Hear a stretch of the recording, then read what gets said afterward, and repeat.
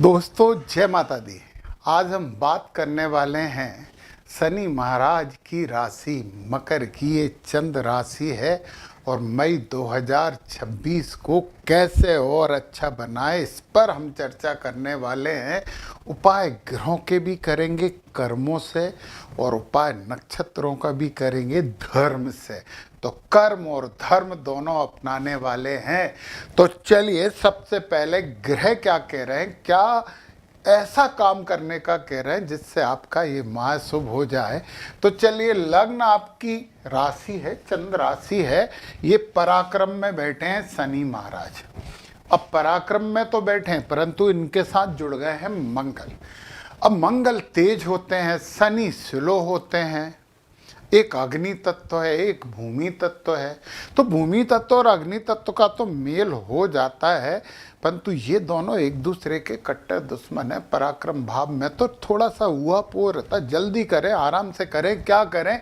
परंतु इस चीज से आपको उबारा है इन्हीं ग्रह गोचरी व्यवस्था ने। ये दोनों बैठे हैं गुरु महाराज की मीन राशि में। गुरुओं का सब सम्मान करते हैं, तो गुरु का घर दोनों नहीं बिगाड़ेंगे। आप पराक्रमी रहोगे। थोड़ा सा भाई बहनों छोटे विशेषकर उसमें आप थोड़े एग्रेसिव हो जाओगे। यात्रा में किसी से वाद विवाद ये मत करना। और मंगल महाराज तो 11 तारीख से यहाँ से हटके आपको यहाँ पे आ जाएंगे इस वाले घर में, और फिर सूर्य यहाँ से और बुध दोनों यहाँ से शिफ्ट हो जाएंगे। परंतु मंगल सुख भाव में है तो एग्रेशन तो बना रहेगा। थोड़ी सी गुस्से का व्यवहार तो आप करते रहोगे, परंतु बात तो हम शनि महाराज की कर रहे हैं। तो पराक्रम भाव में बैठे हैं। तीसरा घर उपछाया भाव होता है और बड़ा बड़ा अच्छे शनि महाराज की ये स्थिति है, तो फिर आप अच्छा करोगे। हाँ, शनि महाराज परिणाम थोड़ा सा धैर्य की परीक्षा के बाद देते हैं, तो परीक्षा देते रहना, पास भी होते रहोगे, ये मेरा वादा है आपसे। अब शनि महाराज जहाँ बैठे हैं वहाँ तो बिगाड़ते नहीं हैं, परंतु जहां देखते हैं कहते हैं वहां सावधानी बरतना, वहां गड़बड़ की तो मैं आपको परेशान कर दूंगा। तो पहली दृष्टि देखो 1 2 3, पहली दृष्टि 5वें भाव पे बैठे डाल रहे हैं। यहाँ शुक्र बैठे हैं, शुक्र 14 तारीख तक बैठे हैं। ये प्रेम प्यार का घर है और सोग रही शुक्र बैठे, बड़े रोमांटिक होने वाले हो, बड़े स्नेह की भावना आएगी, भौतिकता की भावना आपके मन में आने वाली है। तो ये चीज भी आपको थोड़ा सा ध्यान रखना है। और यहां से शुक्र महाराज चले जाएंगे 14 तारीख से यहां। अब ये घर शुक्र के लिए अच्छा घर तो नहीं होता है, और जब ये घर शुक्र के लिए अच्छा नहीं होता है, परंतु बैठे किसके साथ है? गुरु के साथ। दोनों गुरु हैं, एक देवताओं के हैं, एक राक्षस के गुरु हैं। तो 6वें घर में दोनों गुरु आ गए। सेवा का भाव है, सेवा से मेवा मिलेगा, सेवा से मेवा मिलेगा और कुछ नहीं। तो सेवा भावना मन में रखते रहना। शुक्र की भी बात हो गई। अभी सूर्य यहाँ बैठे, हम शनि की दृष्टियों की बात कर रहे हैं, अभी रुक जाना जरा। अभी सूर्य महाराज यहाँ पे बैठे हैं, थोड़ा सा एग्रेशन आपको लाते हैं। थोड़ी सी माता भी गुस्सा रहेंगी आपसे, गुस्सा तो नहीं रहेंगी, वो बोलेंगी मेरी बात सुन, ऐसी बात बोलेंगी हैं। तो है ना, आप भी थोड़ा सा अपना सुख बाधित कर सकते हो एग्रेशन दिखा के कि मेरी बात सुनो, ऐसा आप भी कर सकते हो।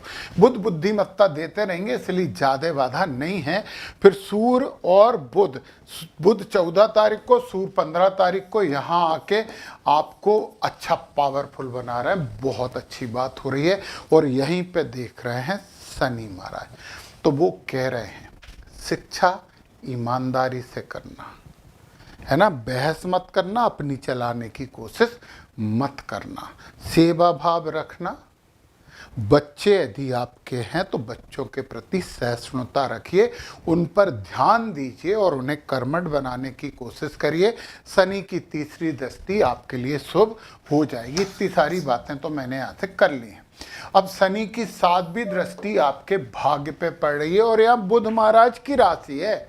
और बुध और शनि के कोई बुरे संबंध नहीं है, मित्र हैं। तो वो कह रहे हैं कि धार्मिक यात्राएं करिए, धर्म से जुड़े रहिए, गुरुओं का सम्मान करिए, पिता का सम्मान करिए, तो ये 7वीं दृष्टि से मैं आपको मुक्त कर देता हूं, ऐसा शनि महाराज कह रहे हैं। फिर 10वीं दृष्टि की बात करें, 7, 8, 9, 10, 10वीं दृष्टि हम 12वें घर पे डाल रहे हैं। 12 घर जो है वो विदेश का घर है, वो हॉस्पिटल का भी घर है, वो योग अध्यात्म का भी घर है, एकाकीपन का भी घर है। वो कहते हैं कि आध्यात्मिक बनना, थोड़े से योग वगैरह करते रहना, धार्मिक यात्राएं करते रहना, क्योंकि तीसरे घर में ये यात्राओं का घर है, छोटी छोटी वाली, बड़ी बड़ी की नहीं बोल रहा हूं मैं। और हो सके तो हॉस्पिटल में मरीजों की, पेशेंट की कुछ हेल्प कर देना, तो मैं 10वीं दृष्टि से भी मुक्त करता हूं, ऐसा शनि महाराज कह रहे हैं। शनि महाराज की बात हमने कर ली है, सूर्य और बुध की भी बात कर ली है। अब गुरु महाराज की बात कर लेते हैं, क्योंकि गुरु तो बहुत पॉजिटिव होते हैं, परंतु छठे घर में गुरु हैं। तो गुरु महाराज कह रहे हैं कि यदि कोई बिजनेस व्यवसाय वगैरह करना है तो 1 जून तक रुक जाइए लोन लेने से, ना अपने पैसों से कर लीजिए, लोन लेके उधार लेके करने से 1 जून के बाद कर लेना, तो मई के महीने रुकिए। गुरु यहाँ पे कहते हैं कि थोड़ा सा खान पान में सावधानी बरतिए, पेट से संबंधित बीमारी देते हैं गुरु इस घर में, आशीर्वाद है उनका ये। अब गुरु यहाँ बैठे हैं, कोई बात नहीं, गुरु यहाँ बैठे हैं, परंतु उनकी दृष्टि में अमृत होता है। शनि की दृष्टि में क्या होता है, अलर्टनेस होती है, गुरु की दृष्टि में अमृत होता है। वो बताते कि यहाँ से आपको लाभ हो सकता है। 1, 2, 3, 4, 5, 5वीं दृष्टि आपके कर्म पे डाल रहे हैं, बहुत अच्छा काम कर रहे हैं। और यहाँ शुक्र भी आ रहे हैं, शुक्र उनके साथ बैठ जाएंगे 14 के बाद, और शुक्र के घर पे दृष्टि डाल रहे हैं, कर्मठ बनाएंगे, ज्ञानी बनाने वाले हैं। कुछ धर्म कर्म के काम करोगे, अच्छा है, कर्म आपके लोग सराहेंगे, ये बात आप मान लीजिए। फिर इसके बाद गुरु की 7वीं दृष्टि यहाँ पे मोक्ष के भाव है, तो कह रहे हैं कि धर्म कर्म और ये सबसे आपको फायदा होगा, धार्मिक बनिए। मैंने बोला था कि मरीजों की सेवा करिए। फिर 9वीं दृष्टि यहाँ डाल रहे हैं दूसरे भाव पे, यहाँ राहु बैठ के आपकी वाणी में तलखी ला रहे हैं। जब दूसरे घर में राहु बैठे रहते हैं ना, तो एक कहावत आती है कि बातन हाथी पाइए, बातन हाथी पाँव। नहीं समझे, हाथी पाना मतलब अचीवमेंट, और हाथी का पाँव मतलब पिछल जाना। बातें अच्छी करोगे, झूठ नहीं बोलोगे, कोरी कल्पनाओं की बातें नहीं करोगे, तो राहु धन देते हैं, छप्पर फाड़ के देते हैं। और ऐसा कम करोगे इसलिए क्योंकि गुरु महाराज उन्हें निहार रहे हैं 9वीं दृष्टि से, अमृतमयी दृष्टि है। तो ये भी सुधार कर ही दिया आपके यहाँ 7वें घर में गुरु महाराज ने। चलिए, ये गुरु की बात हो गई, तो धन सुधार दिया, परिवार भी सुधार दिया। राहु गड़बड़ कर रहे थे तो गुरु महाराज देख रहे हैं, तो फिर तो जब कुछ आप गलत कर रहे होते हो और एकाएक आपके शिक्षक आ जाए, तो फिर एकदम आप अलर्ट हो जाते हो। ऐसे ही राहु महाराज अलर्ट रहेंगे।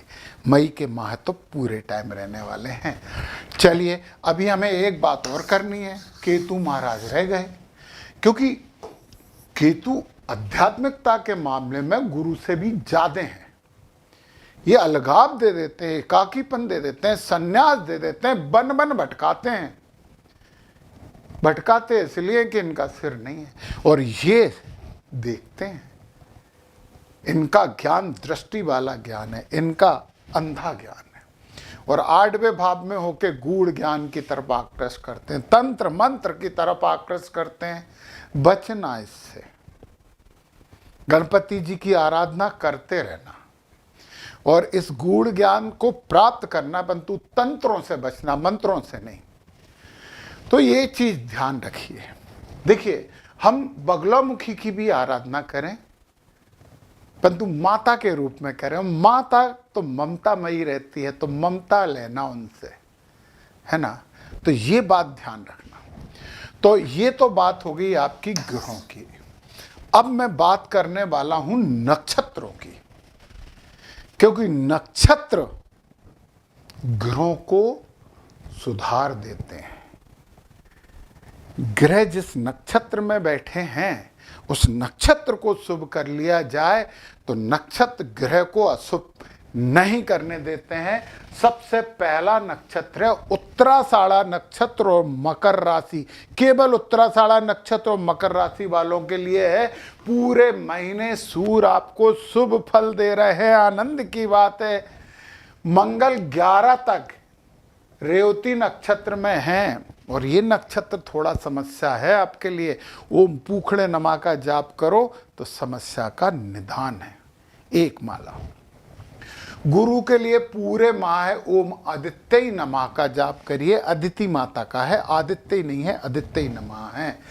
शनि 17 के बाद रेवती में आ रहे हैं तो पूखड़े नमा का जाप करना पड़ेगा और ये लंबे टाइम तक करना पड़ेगा, तो इसकी तो आदत बना लो आप। राहु शुभ है, केतु शुभ है। आनंद की बात है। केवल ये 2 मंत्र पूरे माह जप लो यार, अच्छा होगा। अब हम श्रवण नक्षत्र की बात करते हैं। सूर्य पूरे माह शुभ बने हुए हैं।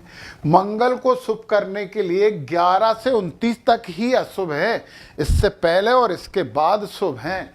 ओम अश्विनी कुमाराभ्याम नमा की एक माला करिए, मंगल अशुभ फल नहीं देंगे। विश्वास के साथ करिए, क्योंकि जब हम पढ़ाई करते हैं और ध्यान और विश्वास से करते हैं तो नंबर अच्छे आते हैं। जब हम दिखावे के लिए पढ़ाई करते हैं तो नंबर अच्छे नहीं आते। समर्पण भाव चाहिए ही चाहिए। गुरु आपके लिए शुभ हैं, ये अच्छी बात है।